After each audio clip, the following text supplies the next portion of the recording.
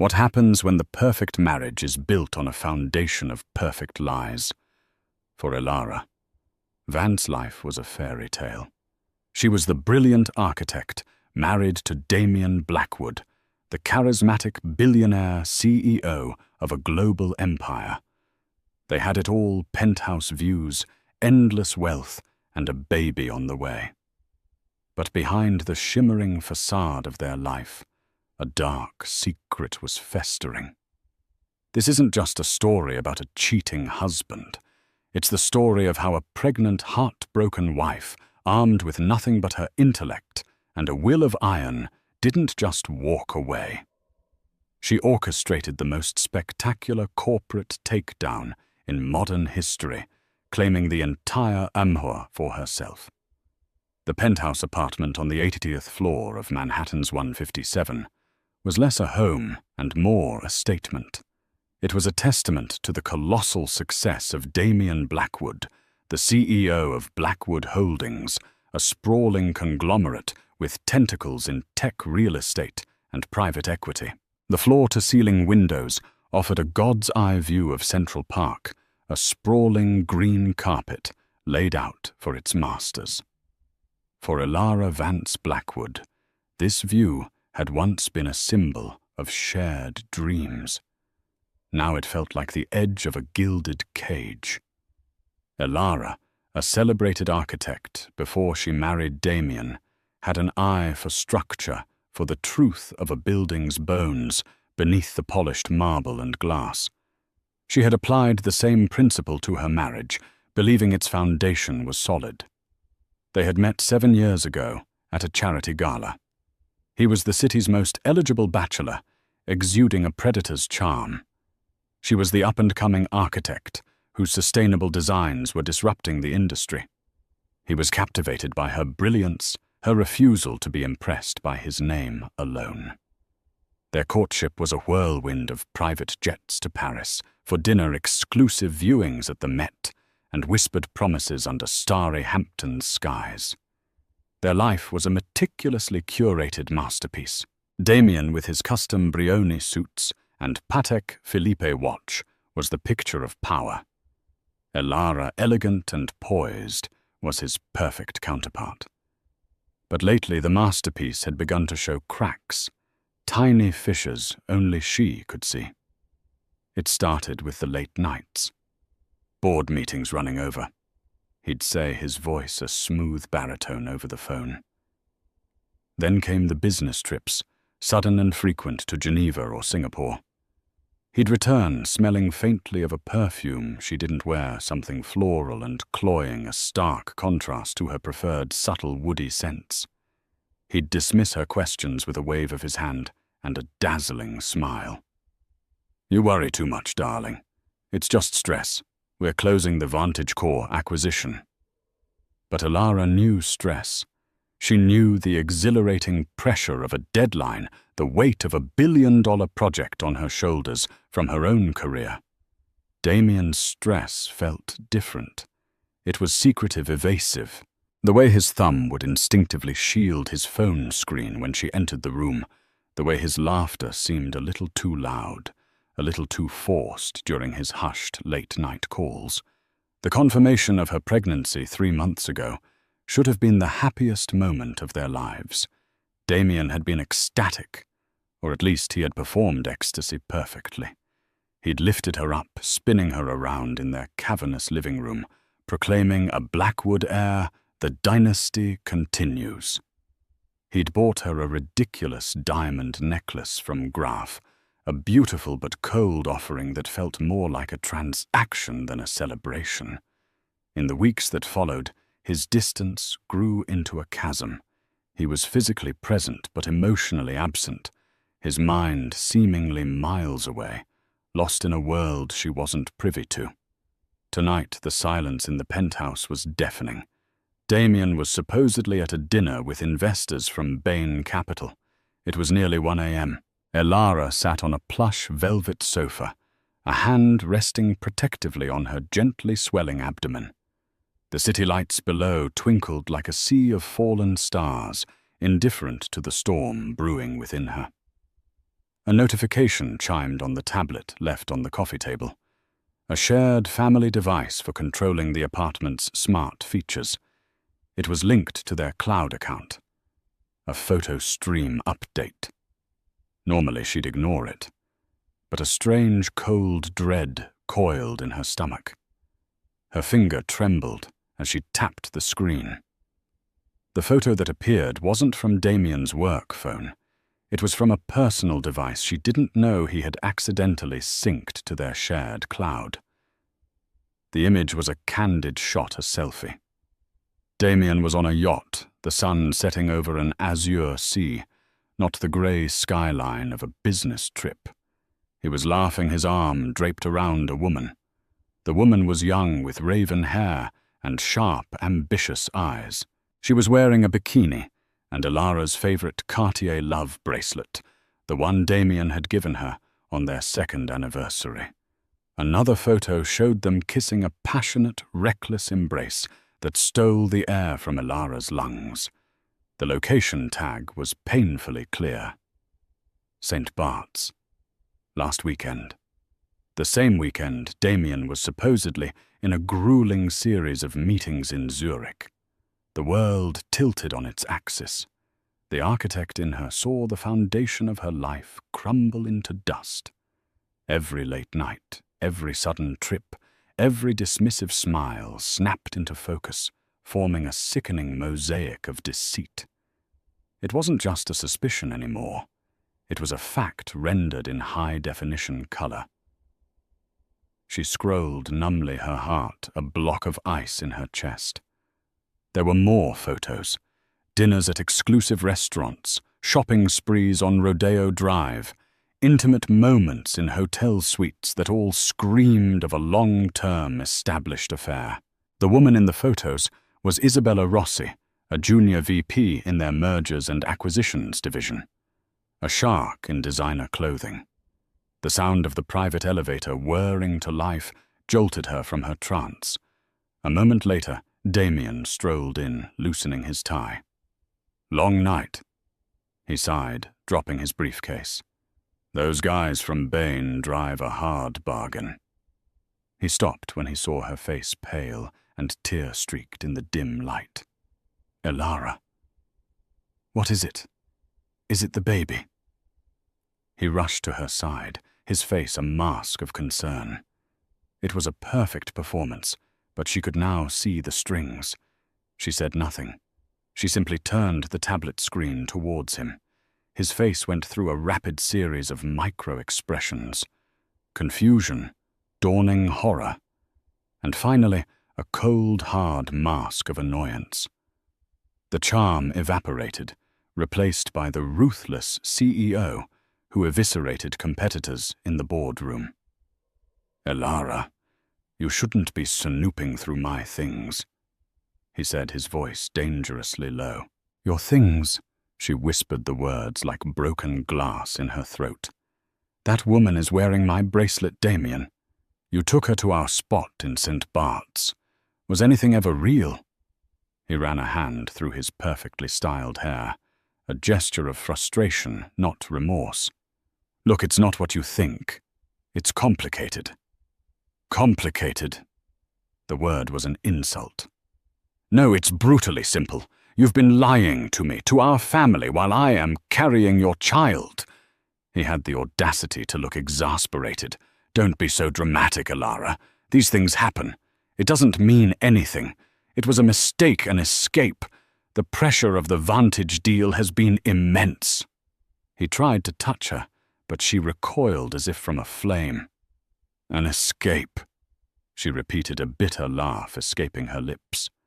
"So your life with me, with our baby, is something you need to escape from."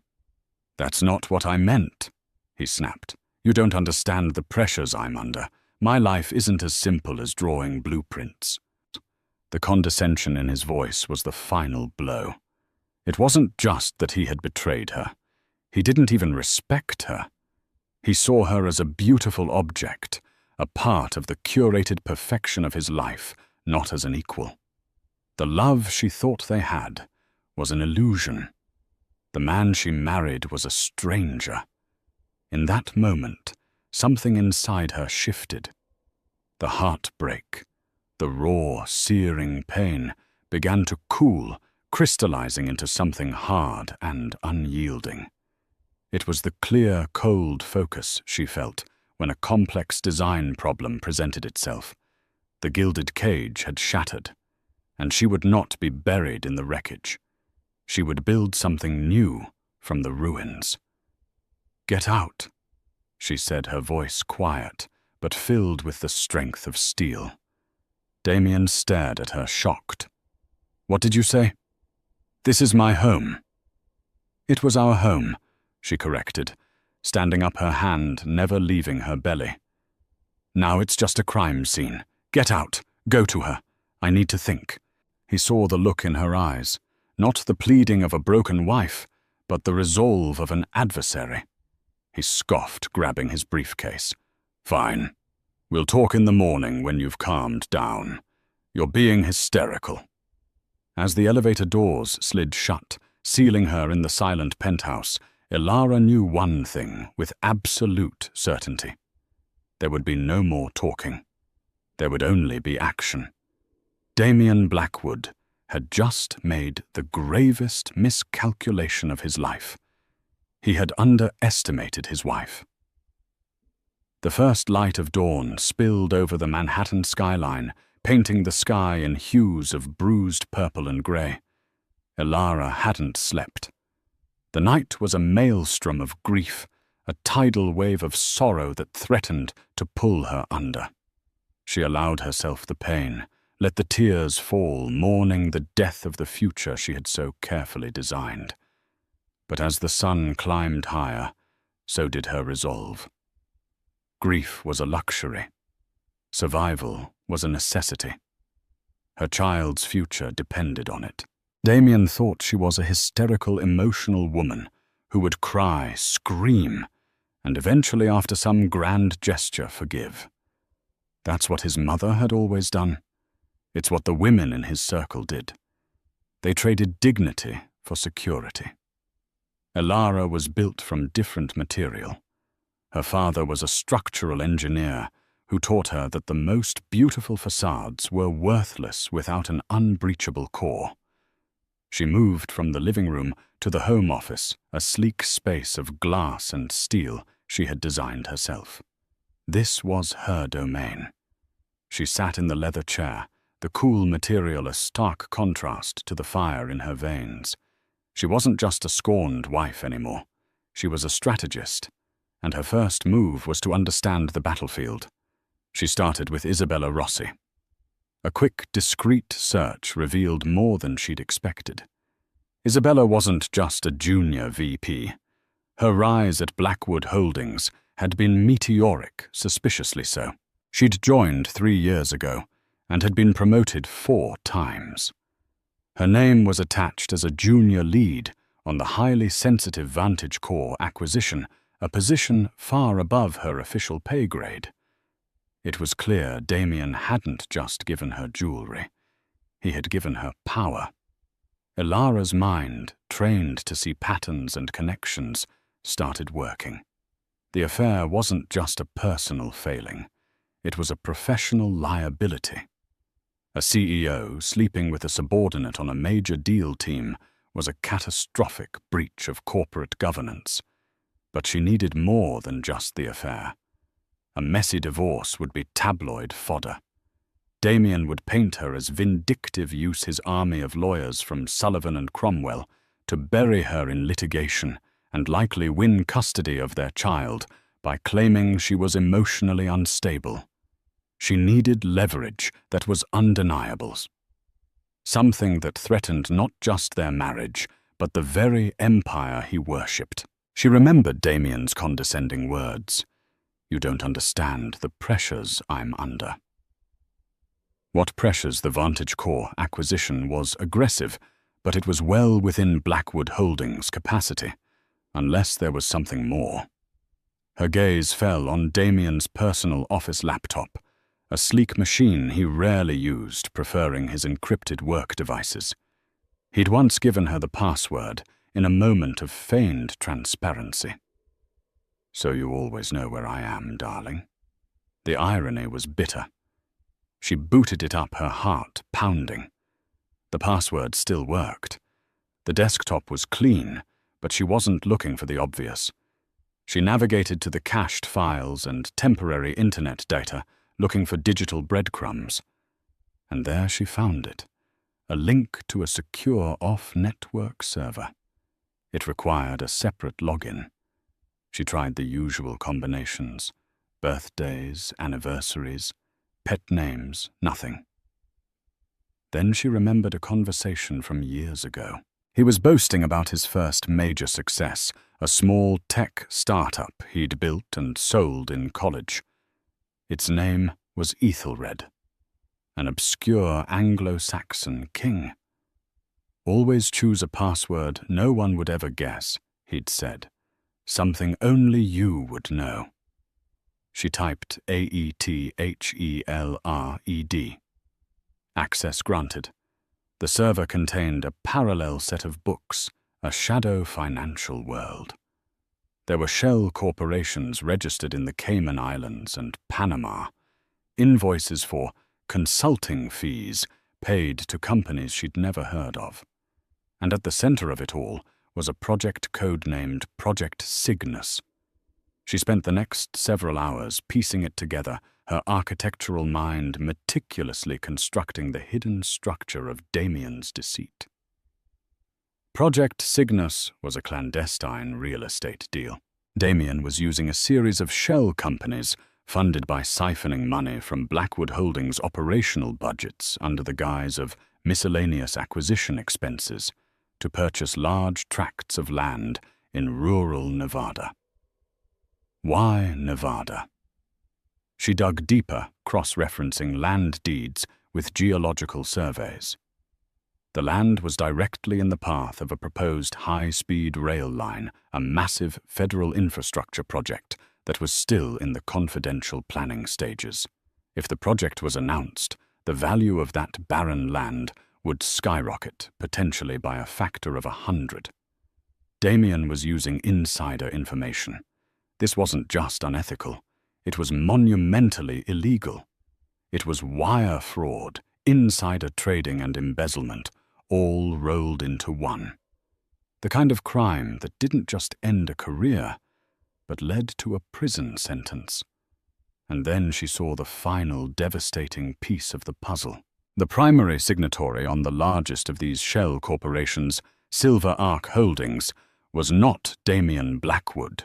It was Isabella Rossi. The sheer audacity of it left Alara breathless. Damien hadn't just been having an affair. He had made his mistress a co-conspirator in a criminal enterprise. He was building a separate fortune with her, a nest egg funded by theft from his own company, the company his father had built from the ground up. He wasn't just betraying his wife. He was betraying his own legacy. The phone rang, shattering the silence. It was Damien. She let it go to voicemail. He sent a text moments later. "Alara, this is ridiculous. I'm coming home so we can talk this out like adults." Another text followed. "Don't make me come up there. We have the foundation gala tonight. You will be there, and you will smile." It was a command, not a request. He still thought he held all the power. He thought his threat, his presence, was enough to bring her to heel. A cold, hard fury burned through her. The gala. The annual Blackwood Foundation Gala for Children's Literacy was the crown jewel of the New York social season. It was a night of performance where the city's elite showcased their philanthropy and power. It was Damien's stage, and he expected her to be his silent, smiling prop. An idea began to form in her mind, sharp and dangerous. Damien wanted a performance. She would give him one he would never forget. She began meticulously downloading every file from the secret server onto a military-grade encrypted hard drive. Invoices, offshore account numbers, wire transfers, falsified expense reports, the deeds to the Nevada properties, and the incorporation documents for Silver Arc Holdings bearing Isabella Rossi's signature.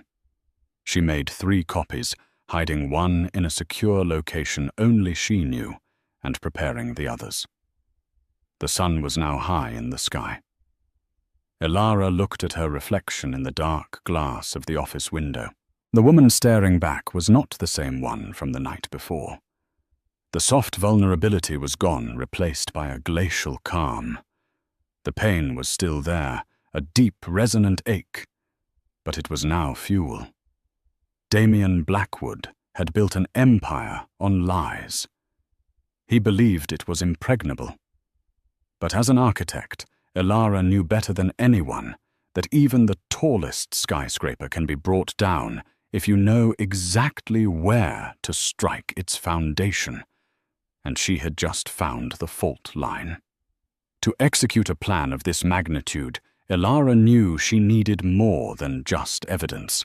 She needed an ally, someone who understood the intricate legal and corporate labyrinth of Blackwood Holdings. There was only one person who fit that description, but approaching him was a monumental risk. Julian Croft was the general counsel of Blackwood Holdings and Damien's personal lawyer. He was a man in his late 50s with a reputation for being shrewd, methodical, and fiercely loyal. He had been with the company since its early days, a confidant of Damien's father, Arthur Blackwood, before Damien took the reins. Julian was Damien's friend, his fixer, the man who made his problems disappear. Asking him to betray Damien was like asking a high priest to burn down his own temple. Yet Elara remembered moments of discord. She'd seen Julian argue with Damien in hushed, tense tones over increasingly reckless business gambles. Julian was old school. He believed in integrity, in the legacy of the Blackwood name. Damien saw the company as his personal piggy bank. Elara was betting on Julian's conscience being stronger than his loyalty. She scheduled a meeting at his private law firm's office, Kirkland & Ellis, not at Blackwood Tower, choosing a neutral ground. She used a burner phone to make the call, giving a false name. When she walked into the mahogany-paneled conference room, Julian Croft rose to his feet, his face a mixture of surprise and concern. Elara. Your assistant said it was a Mrs. Gable. What's going on? Is everything all right? No, Julian, nothing is all right, she said, her voice steady. She placed a thin black hard drive on the polished surface of the table between them. I need legal counsel, and I need it to be protected by attorney-client privilege before we go any further. Julian's eyes narrowed. He gestured for her to sit, his demeanor shifting from friendly concern to guarded professionalism. Of course, whatever you say in this room is confidential. What is this about? It's about Damien, she began. And it's about the systematic destruction of Blackwood Holdings from the inside. For the next hour, Elara laid it all out. She started with the personal betrayal, the affair with Isabella Rossi, not for sympathy, but to establish motive and a pattern of recklessness. She watched Julian's face. He showed no surprise, only a weary resignation, confirming Elara's suspicion that he already knew, or at least suspected, about the affair. Then she pivoted to the financial crimes. She connected the hard drive to the conference room's display, and with the precision of an architect presenting a blueprint, she walked him through Project Cygnus, the shell corporations, the embezzled funds disguised as acquisition costs, the insider trading scheme in Nevada, the wire transfers, and finally the documents bearing Isabella Rossi's signature. The room was silent, save for the quiet hum of the air conditioning. Julian Croft stared at the screen, his face ashen. He scrolled through the documents, his legal mind dissecting every clause, every number. The evidence was irrefutable, a perfectly constructed case against his friend and client. I knew he was getting reckless. Julian murmured more to himself than to her. The risks he's been taking with the Vantage deal, pushing the boundaries of antitrust laws. But this is corporate suicide. It's federal prison. He's blinded by arrogance, Julian, Elara said. He thinks he's untouchable. He's building a new life, a new fortune with that woman, and he's using his father's company as his seed money. Julian leaned back in his chair, the weight of his dilemma etched onto his face. His loyalty was to Damien, the man he'd known for decades. But his legal and fiduciary duty was to the company, to its shareholders, and to the legacy of Arthur Blackwood, the man who had entrusted him with its protection. "What do you want, Elara?" he asked, his voice strained. "Do you want to file for divorce? Use this as leverage for a bigger settlement. We can do that quietly. I can make sure you and the child are set for life." This was the test. Elara looked him directly in the eye. "A settlement. You think this is about money? I had my own career, my own wealth before I met him. This is about justice. Damien is a cancer in that company. He will run it into the ground, ruin thousands of lives, and destroy his father's legacy, all for his own greed. He's not just my husband, he's your client. But Blackwood Holdings is also your client, and your duties to the corporation supersede your duties to its corrupt CEO." She had aimed her argument at his one unwavering principle, his duty. She pressed on. "I'm not going to the SEC or the FBI, not yet. A public scandal would tank the stock and hurt the very people we need to protect. I want to handle this internally. I want to save the company, not destroy it." "What are you proposing?" Julian asked, intrigued, despite himself. "I've reviewed my prenuptial agreement," Elara said, her voice dropping to a conspiratorial whisper. Julian himself had drafted it. "You were very thorough. There's the standard infidelity clause, which is financially punitive, but not catastrophic for him.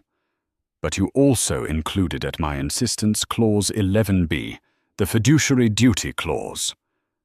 Julian's eyes widened slightly in recollection. It was an unusual clause she had fought for, a relic of her own business acumen. At the time, he'd thought it was clever but likely unnecessary. The clause stated that if either party in their professional capacity engaged in acts of moral turpitude or gross negligence that result in significant financial or reputational harm to shared marital assets, which included Damien's controlling shares in Blackwood Holdings, then the injured party had the right to extraordinary remedies. "The remedy," Elara continued, "is that Damien's voting rights in his personal shares are to be transferred to a blind trust, a trust to be administered by a neutral third party for the benefit of our child." "And the trustee?" Julian asked, already knowing the answer. "The agreement states the trustee is to be the other spouse should they be deemed legally and mentally competent. Me." The sheer brilliance of the strategy hung in the air. It wasn't a divorce ploy to take his money. It was a corporate coup executed through the fine print of their own marriage contract. She wouldn't take his shares, but she would take his power, effectively neutering him and seizing control of the company to protect it from his corruption. Julian was silent for a long time, staring at the mountain of evidence on the screen. He was witnessing the collision of two opposing loyalties. On one side was Damien, the reckless, arrogant son. On the other was Elara, the wronged but fiercely intelligent wife, and Arthur Blackwood's legacy which Damien was torching. Finally he closed the laptop and looked at her, a new light in his eyes. It was the look of a lawyer who had just found a case worth fighting for. "He's planning to announce the finalization of the Vantage Core acquisition at the Foundation Gala tonight," Julian said, his voice now crisp and decisive. "He sees it as his crowning achievement." I know, Elara said, and he's commanded me to be there, smiling by his side. Then that's where we make our first move, Julian said, a plan already forming. We can't challenge him on the floor of the gala. That would be messy and create panic. We need to be more precise. We need to control the narrative. We need to strike where the real power lies. The board of directors, Elara breathed. Exactly, Julian confirmed. Several of them are already uneasy with Damien's leadership. Margaret Croft from the pension fund, General McChrystal, even his own uncle Robert Blackwood. They respect the old ways. They will be at the gala tonight. You and I are going to have a few quiet, very private conversations. He stood up and extended his hand. Elara, you are no longer just my client's wife. You are now my client. And together, we are going to save Blackwood Holdings. As she shook his firm, steady hand, Elara felt a surge of hope. She was no longer alone. She had a powerful ally. The architect had her master builder. The foundation for her counteroffensive was now laid. The Blackwood Foundation Gala was the apotheosis of New York opulence. Held in the grand ballroom of the Metropolitan Museum of Art's Temple of Dendur, it was a glittering affair where titans of industry mingled with politicians and celebrities, all under the guise of charity. For Damien, it was the ultimate display of his dominion. When Elara arrived, a vision in a deep emerald gown that accentuated her pregnancy rather than hiding it. A quiet murmur went through the crowd.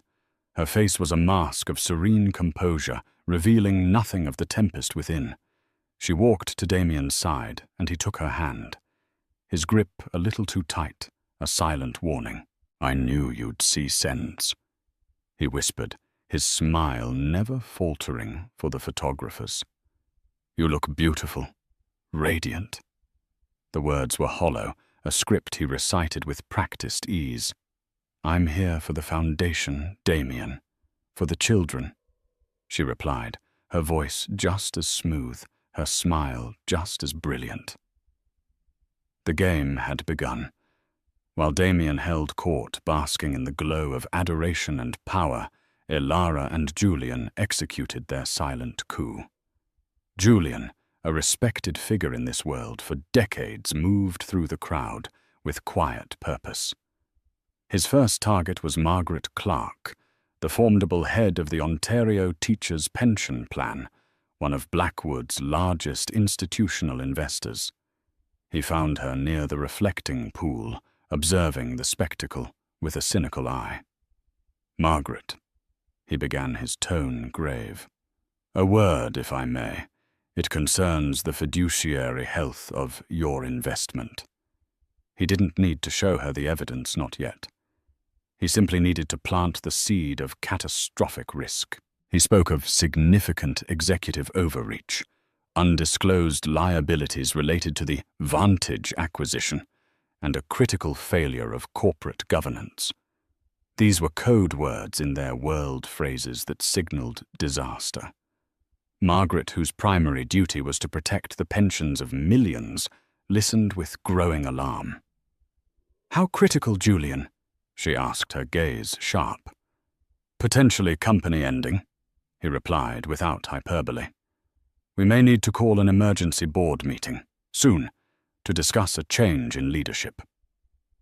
Next was General Marcus McChrystal Rhett, a man of unimpeachable integrity, who sat on the board to oversee their defense contracts. Julian found him discussing policy with a senator. He waited patiently, then drew the general aside. To him he spoke a different language, the language of honor and duty. General, there has been a profound breach of conduct at the highest level. Conduct that compromises not only the company's finances, but its character.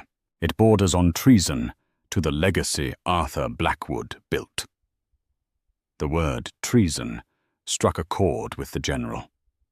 His face hardened. "What do you need, Julian?"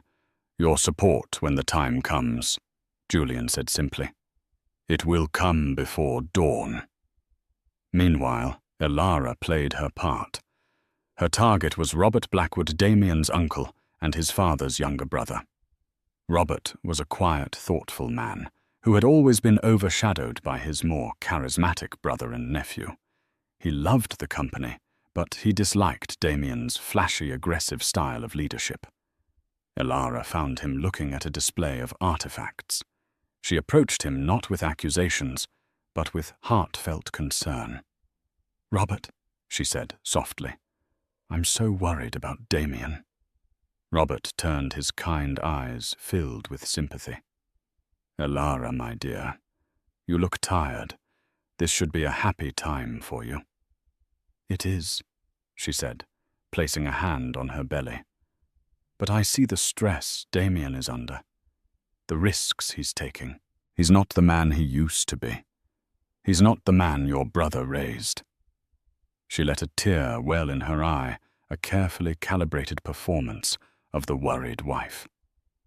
"He's become reckless.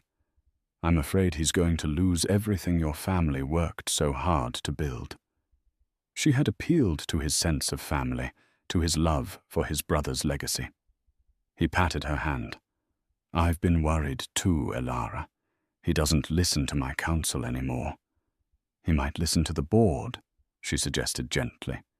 "If they stood together to guide him, to protect the company from his impulses." She had laid the groundwork. They hadn't revealed the full extent of Damien's crimes, but they had primed the key players. They had created an atmosphere of crisis and doubt ready to be ignited. The final act of the evening was Damien's speech. He took the stage to thunderous applause, a conquering hero. Elara stood just off stage, watching him on the monitor, her expression unreadable. "Tonight we celebrate not just our commitment to literacy," Damien began, his voice booming with confidence, "but a new chapter for Blackwood Holdings.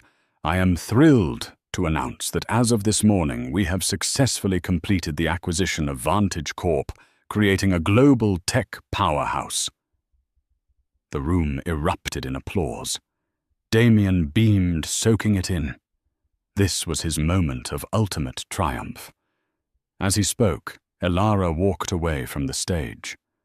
Her part in this public charade was over. She took a service elevator down to the ground floor, where a car was waiting. It wasn't the chauffeured Maybach she'd arrived in. It was a discreet black sedan she had hired herself. Back in the penthouse, she packed a single bag. Not with clothes or jewelry, but with essentials. Her personal laptop, the original encrypted hard drive, a folder of personal documents, and a small framed photo of her and Damien from their wedding day. A reminder of what was lost and why she was fighting. As she worked, her phone buzzed. A text from Julian. "The pieces are in place. Emergency meeting called. 7 a.m. Blackwood Tower." Another text came through. It was from Damien. "Where did you go?" "The press is asking." "This is humiliating." She didn't reply. She took one last look around the vast, empty apartment. The view of the city, the expensive art, the soulless perfection of it all. It was his cage, not hers. She had never truly belonged here. Her home would be one she built herself. She placed the framed wedding photo face down on the marble countertop. Beside it, she left her wedding and engagement rings, a nearly 20-carat diamond that had once graced the cover of magazines. They were symbols of a contract that had been broken, of a promise that had been desecrated. This was the moment she truly walked away. Not from the fight, but from the lie. She was no longer Mrs. Damien Blackwood, the billionaire's wife. She was Elara Vance, an architect of her own destiny. And tomorrow, she would begin drawing the blueprints for her new life and for his downfall. The silent coup was complete. The war was about to begin. The boardroom on the 95th floor of Blackwood Tower was a theatre of power. A colossal mahogany table sat under a coffered ceiling, surrounded by panoramic views of the city waking below. It was a room designed for intimidation, a place where fortunes were made and careers were destroyed. At 7 a.m., the board members filed in, their faces grim. The emergency meeting had been called by Julian Croft, citing a clause in the corporate bylaws for a matter of existential threat to the corporation. The air was thick with tension and unanswered questions. Margaret Clark. General McChrystal and Robert Blackwood exchanged uneasy glances. They knew something was coming. They just didn't know what. Damien Blackwood swept in at 7:05 a.m., 5 minutes late, a deliberate power move. He was radiating irritation. His gala triumph had been soured by Alara's disappearance, and now this absurdly timed meeting. "Julian, this had better be worth pulling me out of post-acquisition strategy sessions," he snapped, taking his seat at the head of the table. "What is this existential threat you're talking about? The threat, Damien," Julian said, his voice cold and formal, "is you." Before Damien could react, the boardroom doors opened again. Alara Vance walked in. If the board was surprised before, they were utterly stunned now. She was not dressed for a gala. She wore a simple but impeccably tailored navy blue dress, her hair pulled back professionally. She was calm, focused, and she was carrying a leather portfolio. She took a seat next to Julian, directly across from her husband. Damien's face contorted with rage. "What the hell is this, Alara? This is a board meeting. You have no right to be here. Get her out of here, Julian. Mrs. Vance Blackwood is here at my invitation," Julian stated, his voice cutting through the room. "She is the primary witness and stakeholder in the matter at hand, and the matter is your gross dereliction of fiduciary duty." A projector screen descended from the ceiling. Julian clicked a button on a remote. The first image that appeared was the selfie of Damien and Isabella Rossi on the yacht in St. Bart's. A collective gasp went through the room. "While this board is not here to adjudicate the CEO's personal indiscretions," Julian began, his voice resonating with legal authority, "it is relevant when that indiscretion involves a subordinate executive, Miss Isabella Rossi, who has been granted unprecedented access and authority on the most sensitive deal in this company's history." He clicked again. A chart appeared, detailing Isabella's rapid promotions. Her salary increases far exceeding company policy and her placement on the Vantage Corp team. Damien sprang to his feet. "This is a private matter, a character assassination. My relationship with Miss Rossi has no bearing on my ability to run this company." "On the contrary," Alara said, speaking for the first time. Her voice was quiet, but carried immense weight. "It has every bearing, because your private matter was funded by corporate assets." The next slide showed a litany of expense reports filed by Damien. First-class flights to St. Bart's, Zurich, and Monaco, all filed under Vantage Acquisition Travel. 5-star hotel suites at the Hotel de Paris, Monte Carlo. A $300,000 charge from Graff Jewelers, listed as corporate gifts for foreign dignitaries. Damien's face had gone pale. "This is insane. These are legitimate business expenses." "Then perhaps you can explain Project Cygnus," Julian said, delivering the killing blow. The screen now displayed the intricate web of shell corporations, the flow of funds siphoned from Blackwood Holdings, the land deeds in Nevada, and the geological maps of the proposed high-speed rail line. It was a criminal conspiracy laid bare in stark, undeniable detail. "This is insider trading," Margaret Clark stated, her voice shaking with fury. You used our capital to fund a personal criminal enterprise. And finally, Julian said, clicking to the last most damning slide. It was the incorporation document for Silver Arc Holdings, the Central Shell Company. And there, in crisp black and white, was the signature of its sole director, Isabella Rossi. The room erupted. Damien was being assailed from all sides. "You made your mistress a co-conspirator," his Uncle Robert asked, his voice filled with disgust. "You've exposed this entire company to federal investigation," General McChrystal boomed. Damien stood there, cornered and exposed. The charm, the arrogance, it all melted away, revealing a panicked man who had been caught. "This is doctored evidence. It's a lie. My wife is a scorned woman, trying to destroy me." "Is this a lie, Damien?" Elara asked, her voice cutting through the noise. She slid a single piece of paper across the table. It was a printout of the wire transfer confirmation for the initial funding of Silver Arc Holdings, a $15 million transfer from a Blackwood operational account that required the CEO's direct digital signature. A signature that was cryptographically verifiable. Checkmate. Damien sank into his chair, defeated. The fight was gone. Julian Croft cleared his throat. "In light of this evidence, which will be turned over to a forensic accounting team from Kroll, immediately the board must act. We are tabling a vote of no confidence in CEO Damien Blackwood and moving for his immediate termination for cause." "You can't do this," Damien whispered, a pathetic shell of the man who had entered the room. "We can and we must," Margaret Clark said. "I second the motion." "All in favor," General McChrystal commanded. Every hand in the room went up, except for Damien's. "It's done," Julian announced. "Damien, you are relieved of your duties, effective immediately. Security will escort you from the building." But Elara wasn't finished. "There is one more piece of business," she announced, standing up.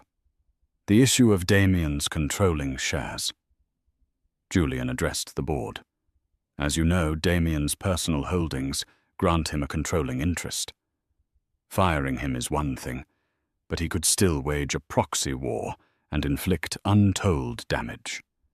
However, we have a remedy." He projected a copy of Clause 11B of Elara and Damien's prenuptial agreement. He explained its function in clear, concise terms. "Mr. Blackwood's actions constitute a clear and catastrophic breach of this clause," Julian concluded. "Julian, the harm to the shared marital asset, his stock in this company, is undeniable. Therefore, as per the agreement, his voting rights are to be immediately transferred to a blind trust for the benefit of his and Elara's unborn child." Damien looked up, a flicker of hope in his eyes. A blind trust was better than nothing. "And who is the trustee?" "The agreement is clear," Julian said. "The trustee with sole and absolute authority over all voting decisions is the other spouse. The trustee is Elara Vance." The silence in the room was absolute. Damien stared at his wife, his pregnant, betrayed wife, and finally he understood. She hadn't just come for revenge. She hadn't just come to expose him. She had come for everything. She had outmaneuvered him at every turn, using his own arrogance, his own contracts, his own crimes against him. The architect had designed his demolition, and on the boardroom battlefield, she was the last one standing. The fallout was immediate and brutal. Damien Blackwood, the titan of industry, was frog-marched out of his own building by security, his face a grey mask of disbelief. The news hit the Wall Street Journal and Bloomberg terminals within the hour, not as a messy divorce scandal, but as a decisive corporate action. The official press release, drafted by Julian and approved by the board, was a masterpiece of strategic communication. It announced Damien's termination for gross financial misconduct, the launch of an internal investigation, and the board's full cooperation with regulatory authorities. The stock, predictably, took a nosedive in pre-market trading. The sharks were circling, smelling blood in the water. The empire was vulnerable, leaderless, and on the brink of chaos. Inside the boardroom, the stunned silence gave way to a frantic sense of urgency. "We need a leader," Margaret Clark said, pacing the room. "We need to appoint an interim CEO now to calm the markets before the opening bell. Someone who signals stability and a clean break from Damien." Names were thrown around, seasoned executives from other companies, board members themselves. But every option had a flaw. An outsider would take months to get up to speed. A current board member might be seen as part of the old guard.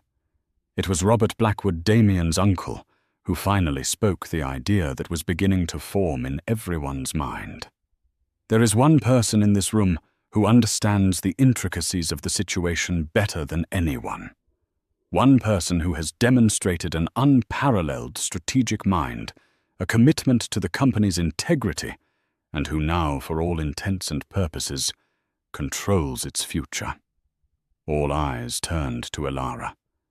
She was sitting quietly, her hands resting on her belly, a portrait of calm amidst the storm she had created. The thought was audacious, unprecedented. She wasn't a seasoned CEO. Her background was in architecture and design, not corporate finance. "It's out of the question," one of the older board members stammered. The optics are perfect," Margaret Clark countered, her mind racing. "She's the ultimate outsider, untainted by the corruption. She's the one who exposed it. Appointing her sends the strongest possible message: the cancer has been cut out, and the person who saved the company is now in charge. It's a story of justice, not of chaos." General McChrystal nodded in agreement. "Leadership is about character and decisiveness. Mrs. Vance Blackwood has shown more of both in the last 24 hours than Damien has in the last 5 years." They turned to her, their expressions a mixture of desperation and hope. "Elara," Julian said gently, "can you do this? Will you do this?" Elara looked out the window at the sprawling city below. This was never her plan. Her goal was to protect her child's legacy, to remove a corrupt man from power. But now she was being offered the throne. She thought of her baby, the life growing inside her. What kind of world did she want to build for her child? A world where she ran from a fight, or a world where she stayed and reshaped the future? She met their gazes one by one. Her voice, when she spoke, was clear and steady. "Yes, I will do it, on several conditions." She laid them out with the precision of a master negotiator. Full authority to clean house, the board's unanimous public support, the budget to hire the best turnaround team in the country, and a new title on the door. Not interim CEO, but Chief Executive Officer. The board, seeing no better alternative, agreed unanimously. As news of Elara Vance's appointment as the new CEO of Blackwood Holdings broke, the market reaction was stunning. After an initial dip, the stock began to stabilize, then climb.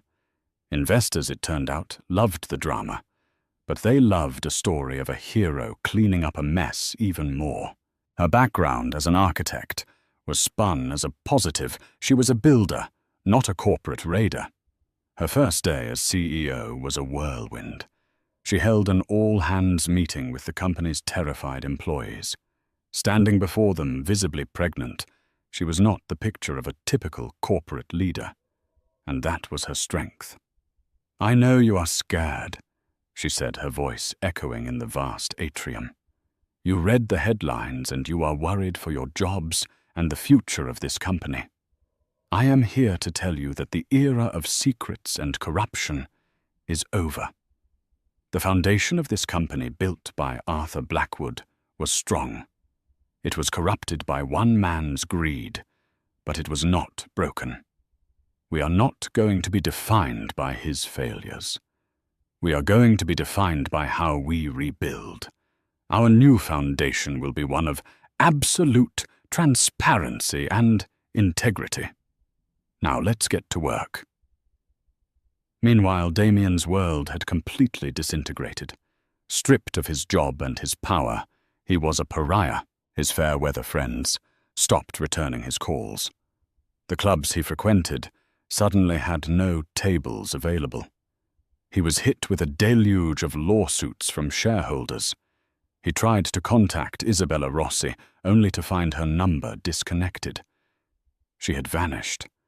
With the help of a high-powered lawyer, likely paid for with the last of her siphoned funds, she had cut a deal with the SEC, agreeing to testify against Damien in exchange for immunity. She had used him as a stepping stone, and now that he was sinking, she had leaped to the next one, leaving him to drown. He was left with his diminished personal wealth, a reputation in tatters, and the cold, hard reality of his own colossal stupidity. He had lost everything: his wife, his child, his company, his freedom, all for a fleeting affair and a greedy scheme. He had underestimated the woman he married, and in doing so he had authored his own destruction. The empire had a new queen, and the deposed king was left with nothing but the ruins of his reign. 8 months later, the view from the 95th floor office was the same, but the woman looking out was transformed. Elara Vance, now the mother of a beautiful 3-month-old daughter named Aurora, was no longer just the CEO. She was the architect of one of the most remarkable corporate turnarounds in recent history. The name Blackwood Holdings had been retired shed like a skin of the past. Under Elara's leadership, the company was rebranded as Solstice Group, signifying a new dawn. The culture of cutthroat arrogance was replaced with one of sustainable innovation and ethical governance. She divested from the toxic assets Damien had acquired, reinvesting in green technology and socially responsible enterprises fields she understood intimately from her previous career. She brought in a new leadership team, comprised of brilliant, diverse minds, who were drawn to her vision, not her pedigree. The stock price had soared, reaching all-time highs. The corner office, once Damien's masculine domain of dark wood and leather, was now bright and airy. Blueprints for a new sustainable urban development project were spread across a large table. In a quiet corner, a sleek, modern bassinet held the sleeping form of her daughter. Aurora was the true owner of this empire, and Elara was merely its fiercely protective steward. She had settled the legal matters with ruthless efficiency. Damien, facing overwhelming evidence, pleaded guilty to multiple counts of fraud and insider trading. He was sentenced to 10 years in a federal minimum security prison. In the divorce settlement, Elara asked for nothing for herself, taking only what was legally hers through the prenup control of the trust for their daughter. She wanted none of his tainted money. The fortune she commanded now was one she had saved and rebuilt herself. The media had been captivated by her story, dubbing her the architect of Wall Street. She was a new kind of power player, a woman who had faced the deepest personal betrayal and emerged not as a victim, but as a visionary leader. A soft knock came at the door. It was Julian Croft, who now served as her most trusted advisor. He smiled warmly at her. "The board has unanimously approved the funding for the Singapore Vertical Farm project," he reported, "and Arthur Blackwood called. He wanted me to tell you again how proud he is of what you've done. He said you're more of a Blackwood than his own son ever was." Elara smiled a genuine, peaceful smile. Earning the respect of the patriarch who had started it all meant more to her than any stock report. "Thank you, Julian," she said, "for everything." "You did this, Elara," he replied. "I just opened the door." After he left, she walked over to the bassinet and gently picked up Aurora, who was beginning to stir. She held her daughter close, inhaling the sweet, milky scent of her baby. She looked down at the tiny, perfect face and saw the future. This was her legacy. Not the wealth, not the power, not the skyscraper. It was the chance to build a better world for her daughter. She had walked through the fire of betrayal and emerged not just unscathed, but forged into something stronger. She had lost a husband, but had found herself. She hadn't just taken his fortune. She had redeemed it. Looking out at the endless expanse of the city with her daughter safe in her arms, Elara Vance felt a profound sense of peace. The gilded cage was a distant memory. This was her domain now, built on a foundation of integrity and strength, and from here she could build anything. Elara Vance's story is a powerful reminder that the deepest betrayals can often forge the strongest resolve. She didn't just get revenge, she engineered a resurrection. She turned her pain into power, her heartbreak into a legacy of integrity for her child. This wasn't just about a billionaire's downfall. It was about the rise of a queen who proved that the most formidable asset isn't wealth or power, but a brilliant mind that refuses to be broken. Her story teaches us that sometimes walking away is the first step toward taking over. What did you think of Elara's incredible strategy? Was it justice or the ultimate revenge? Let us know your thoughts in the comments below. If you were moved by this story of strength and resilience, please hit that like button. Share it with someone who needs to hear it, and be sure to subscribe to our channel for more incredible true-life dramas. Thank you for listening.